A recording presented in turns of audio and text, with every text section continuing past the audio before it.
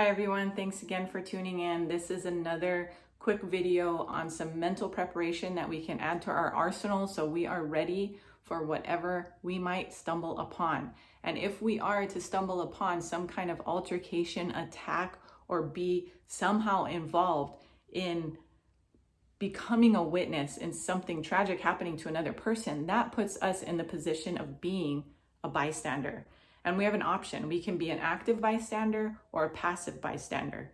We can put ourselves out there and get involved to help someone else, or we could pretty much act like we didn't see it, stay away as much as possible and not even be seen or involved and never actually help the person. Okay, so on a very low level, like a low level altercation that you come into contact with, maybe it's an argument, maybe it's, some kind of light physicality or whatever. These are just some options that you can think about and interject into your role playing as options so that you can kind of decide for yourself, like what's going to be for me. Number one is that you can distract. You can distract.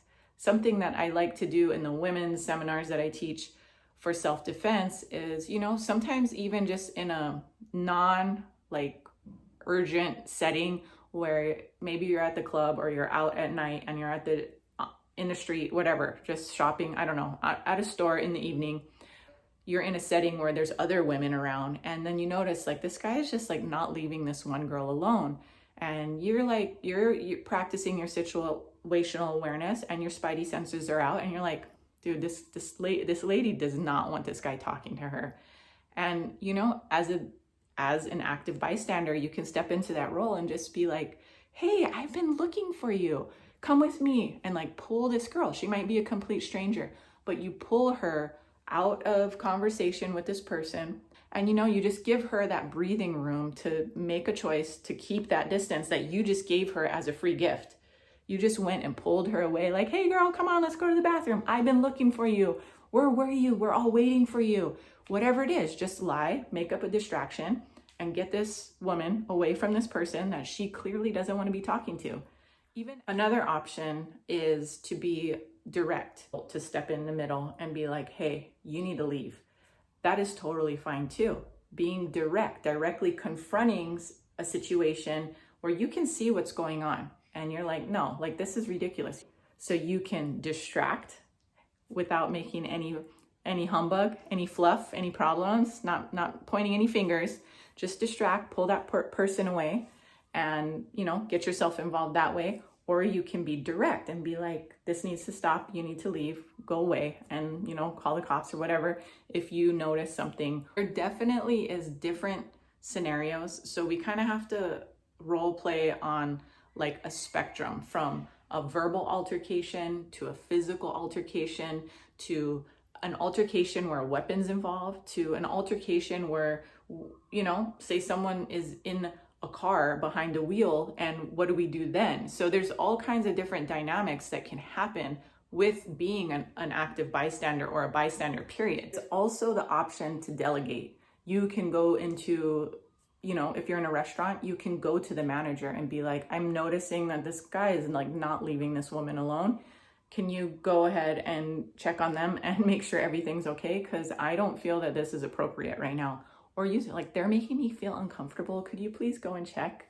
And you're just asking them to go get involved on their behalf. And if everything's okay, I just say it's better to be safe than sorry.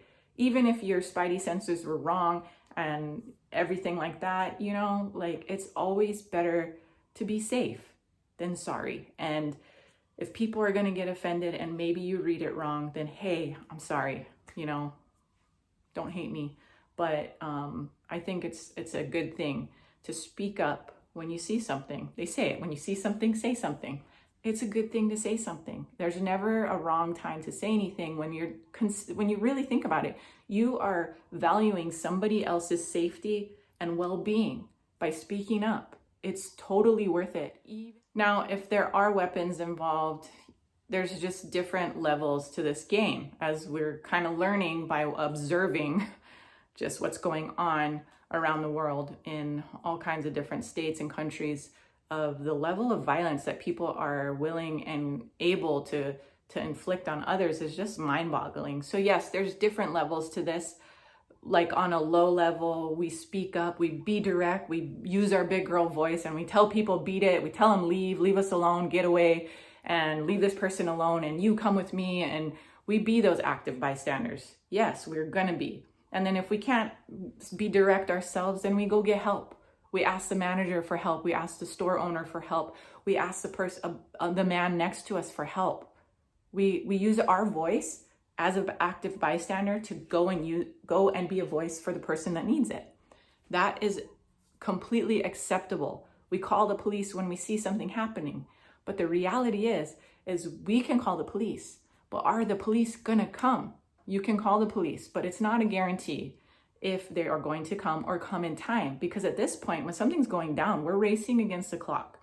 So the next thing you would do is distract and then attack. So you distract up into the point that you see an open window to do something and you actually become the attacker. If someone is violently attacking another person, they're gonna look at the use of force. Were you protecting someone from ultimately being killed? If they were being attacked to the point where one more hit or in the right place could cause death or severe brain damage or paralyzation, that's intense force already.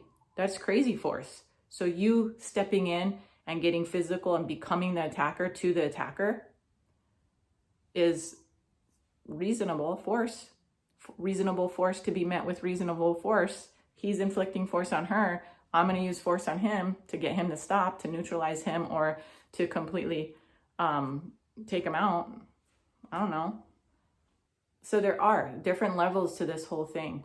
There can be someone with a weapon, someone without a weapon, someone very physically violent or just verbal. There's all kinds of different scenarios, but this is a time right now to think about, what would I do if I came across that? And we as moms need to have two plans. We need to have a plan of what would I do when I'm alone and how would I react? And then if I have my little kids with me or my children with me, what would I do? And if I have my teenage kids with me, I'm going to talk to them. If you see mom go outside and try to help someone, lock the doors, call the cops, and do not get out of the car. Stuff like that. This can go on and on. But the main point is role play. Think about it. Make a plan. If we have a little bit of a plan in place, we have that much more of a success in what we're going to be doing when the pressure is on. This is all about mental preparation. It's all about role playing. We're not going to live in fear.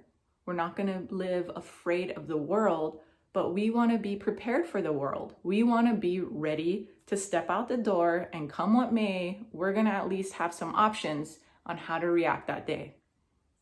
So yeah, we need to be active bystanders. We cannot turn a blind eye, and we can't afford to act like things aren't there. We can't. We just can't. We need to, as humanity and as a community within your community, we need to start being like, we need to be involved with each other's safety. We need to be there for each other. We need to be able to depend on our neighbors.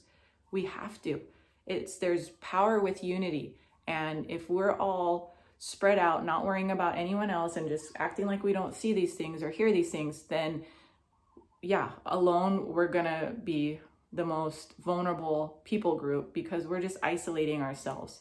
But when we have a community and a network of people that we can depend on, and if you go to a town that is like, if everyone decided that they're all going to protect each other and we're all in this town going to be active bystanders, I think that people would think twice before, getting involved in any kind of altercation or attempt to attack anyone in a town like that. If a town was known for stepping up when people are out of control and out of hand, I think, criminals or weirdos would be less prone to just do things in public or to do things that would compromise the safety of the community, knowing that you can't get away with that here. I want my community to be known for that, where we're all going to stand up for each other. We're all going to speak up for each other. You can't do that here. This is not right. I mean, imagine if everyone did that. That would be amazing. That would be amazing. We could do a lot of good if we all just agreed to stand up for one another. Period. In closing, if you haven't already watched the video on situational awareness, go back and do that, please. It will really help you.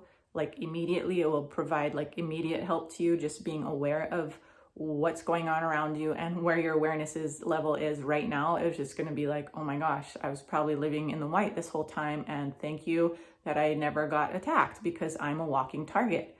And also go back to boundary setting and listen in on especially the verbal cues, because that's a way that we can put out a boundary. And the way we know that someone has bad intentions is if they're not listening to our boundaries. We can set physical boundaries, space, we can set verbal boundaries with commands. And if they're not listening to that and continue pushing through our boundaries, we know there's no good intention here and we need to be either running or ready for the fight.